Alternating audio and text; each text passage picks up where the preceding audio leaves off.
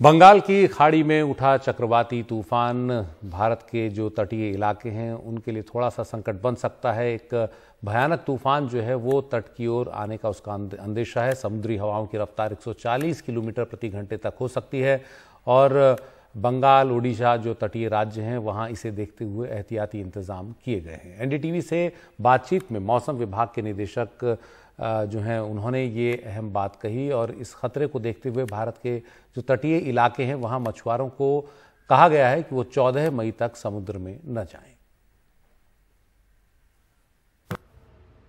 बंगाल की खाड़ी के दक्षिण पूर्व और अंडमान के दक्षिण में समुद्र में जो डिप्रेशन बना है वो बुधवार शाम तक मोचा तूफान में परिवर्तित हो सकता है।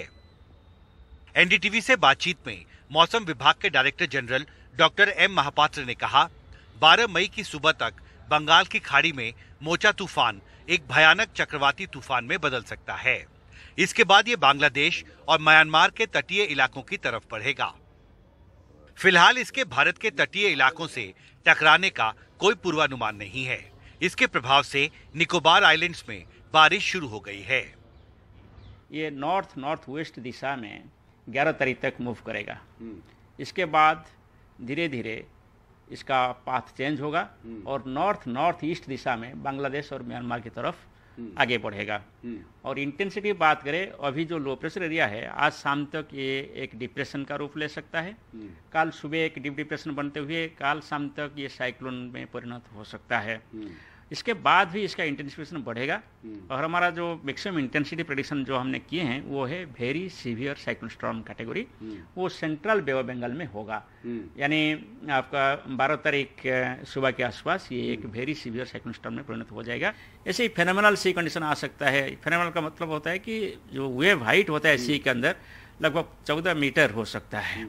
मौसम विभाग के मुताबिक साइक्लोन मोचा 12 मई तक एक वेरी सीवियर साइक्लोनिक स्टॉर्म की कैटेगरी में परिवर्तित हो जाएगा और इस दौरान इस इलाके में जो समुद्र में हवाओं की रफ्तार है वो 130 से 140 किलोमीटर प्रति घंटे तक रह सकती है।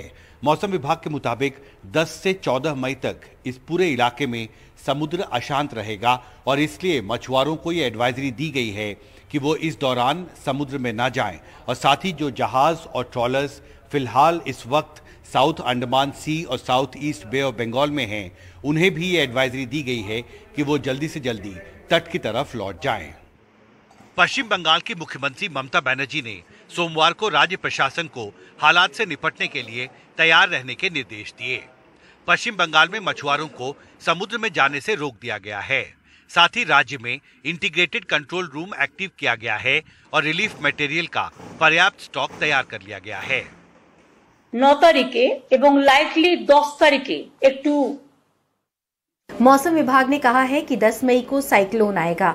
अगर हालात 11 मई तक चुनौतीपूर्ण होते हैं तो सुंदरबन और दीघा इलाके में हमें तत्काल प्रभाव से राहत बचाव का काम शुरू करने के लिए तैयार रहना चाहिए। हम आम लोगों को आश्वासन देना चाहते हैं कि किसी तरह की चिंता की जरूरत नहीं है।